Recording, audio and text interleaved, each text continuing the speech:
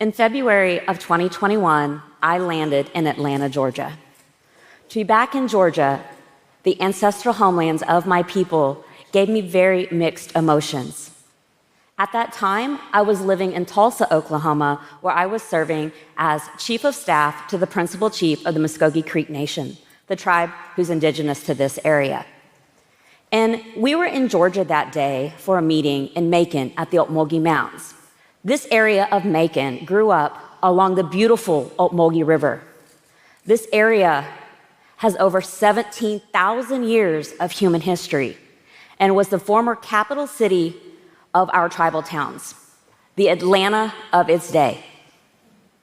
Now, you would think that to be back in the homelands would bring feelings of peace and joy, but for many of us, there is still a deep-rooted hurt connected to this land, a hurt that comes from knowing that your family were forcibly required to leave their homes. Yet everywhere you go in this state, you see our words, our language that serve as a blueprint to this state, etched on this landscape.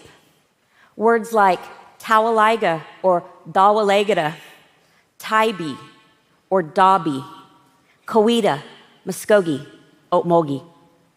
They serve as a whisper from our ancestors who were once here.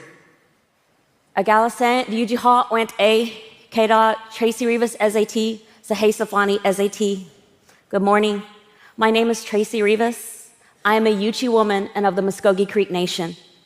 My Yuchi name is Sahe Safani. I'm Dathla, a wolf clan, and come from the Polecat ceremonial ground. And you are all on my family's ancestral lands. Lands that I and others are working to reclaim. Now, all too often, indigenous stories often have stories of colonization and forced removal.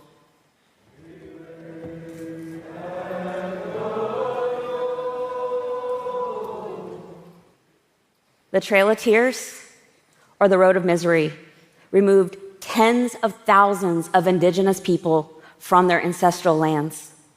The violence of the 1830s Indian Removal Act did not end when we made it into Oklahoma. And for many of us, removal is not that far removed. Its impact has stretched throughout generations. My grandmother, my father, my aunts and uncles were all sent to the government-run Indian boarding schools. My grandmother, whose first language was Yuchi, was only allowed to speak English in these schools and had to relearn her native tongue as an adult. Now, to be clear, we call these buildings schools, but they really serve as a place to silence the community and to steal the future culture from generations.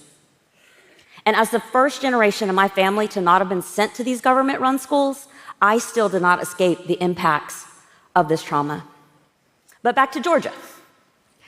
So that day, we were at the Ocmulgee Mounds National Historical Park, and we began to walk out to one of the mound sites. And as we cross a bridge, immediately my heart skips a beat, and I smell a medicine or a plant that we still use today in our annual ceremonies, our iyapane or our green corn. And immediately I am transformed because I know in that moment that my ancestors are still here. And it was like taking a black and white photo and turning it into color. It was vibrant and real, and it was now. And as we began to walk out to another mound site, I hear a voice inside of me that says, what would it feel like to ever live back in these lands, to be here in the homeland? And as we walk a little further into another mound site, I hear another voice that says, we need to create a relationship with this community, and we need to heal together. Fast forward, 1 year later, I am now living in Macon, Georgia.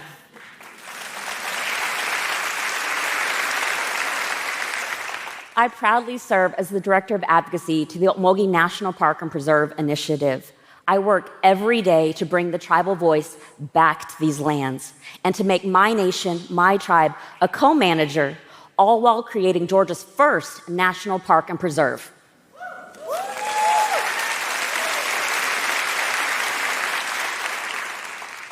In September of 2022, the Ocmulgee Mounds had its first visit ever from a Secretary of the Interior.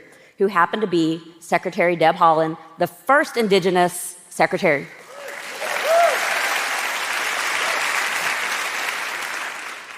And that day, she's in Georgia to look at some land that we had just acquired and we were donating toward the expansion of the park. And as we go to look at this piece of land that is a very sacred piece of land, it was slated for industrialization. This land that was very sacred had been raped, overmined, stripped all the way down to the silt. And that day, I watched the secretary bend down and place her hand on the ground on an erosion scar. And it was in that moment that I knew that she understood what I had come to understand. And as we began to walk back, she says, "They are still here.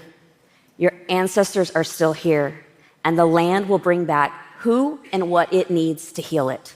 To which I can only reply, "Yes, ma'am." If my journey has taught me anything, it's that if you take care of this land, it will take care of you. This land that brought me home.